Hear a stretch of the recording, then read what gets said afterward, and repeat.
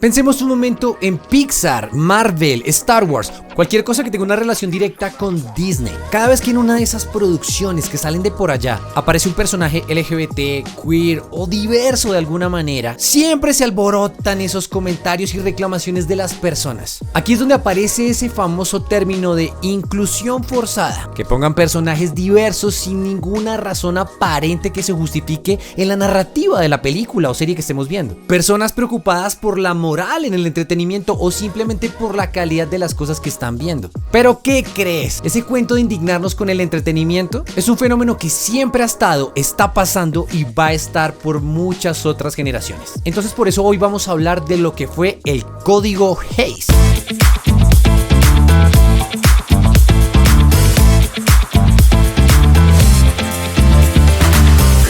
El Código Hays, oficialmente conocido como el Código de Producción Cinematográfica, fue un conjunto de directrices de censura aplicadas a la industria cinematográfica estadounidense de 1930 a 1968. Fíjate hasta dónde tuvimos que devolvernos para empezar a ver los antecedentes que hay en este debate. Fue creado por la Motion Picture Producers and Distributors of America, la MPPDA, bajo la dirección de William H. Hays, en respuesta a la presión pública y moral para regular el contenido de las películas. Entonces fíjate que siempre ha habido grupos que están preocupados por lo que se está colocando en el entretenimiento, por las razones que sea. Esta normativa surgió en una época en la que la sociedad estadounidense se preocupaba profundamente por la moralidad en los medios de comunicación y buscaba evitar la representación de conductas que consideraban inmorales. Bueno, estamos hablando de la década de los 30 y creo que estamos de acuerdo en que en los 30 las cosas eran muy diferentes ahora. Hoy en día la polarización se ve como una guerra entre bandos, pero en ese entonces los discursos de moralidad eran lo que predominaba y muy pocas personas se atrevían a cuestionarlo.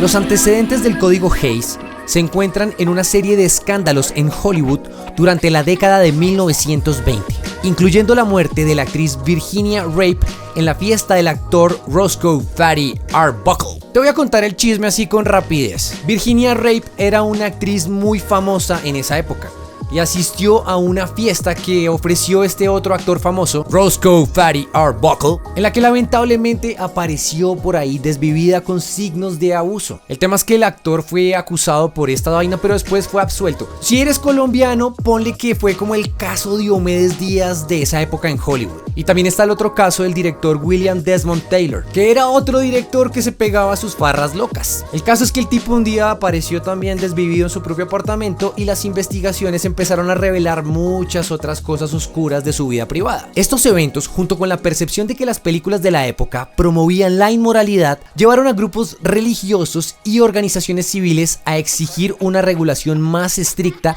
del contenido cinematográfico. De por sí, muchas de las películas de esa época ya estaban recibiendo mucha crítica por cómo se estaba representando el crimen, cómo se estaba haciendo una apología a las conductas inmorales. También había mucha crítica por cómo se representaba a la mujer en el cine de esa época. La creación del Código Hays fue un intento de la industria de autorregularse y evitar una intervención gubernamental más severa. Así como dato curioso te cuento que el Código Hays fue redactado con la colaboración de 2 sacerdotes católicos.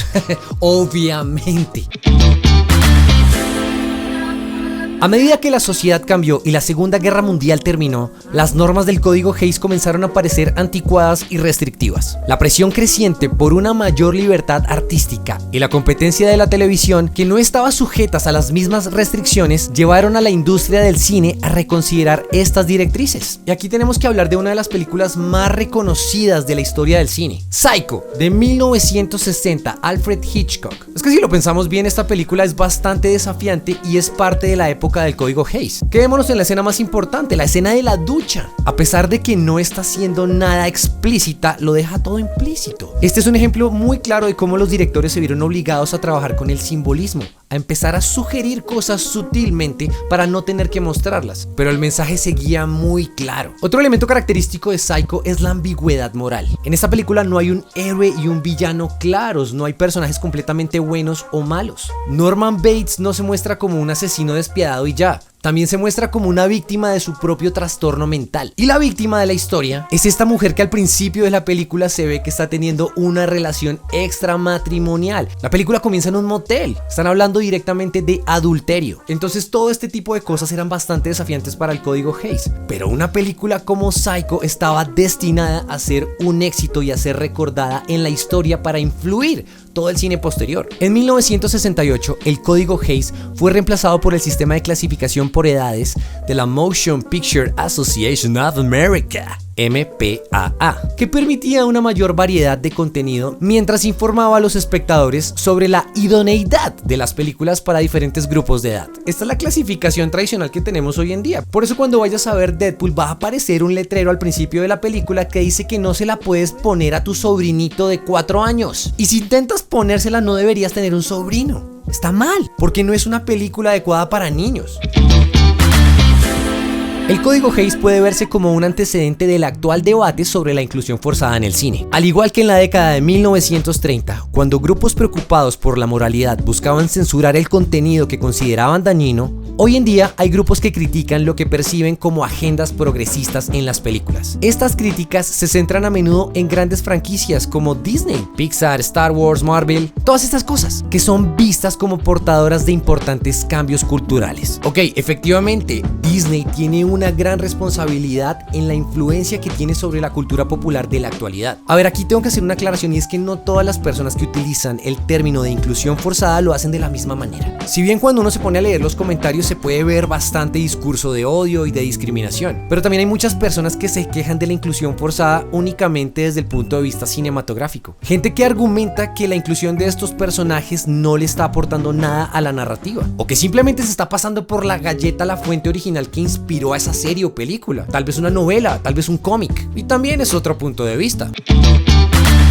A lo largo de la historia, el cine ha sido un campo de batalla para diversos debates culturales. En los años 50 y 60, por ejemplo, las películas que abordaban temas de raza y derechos civiles enfrentaron una fuerte oposición de aquellos que se oponían a la integración racial. Veamos algunos ejemplos. The Defiant Ones, de 1958. Esta película cuenta la historia de dos prisioneros, uno blanco y uno negro, que escapan encadenados juntos.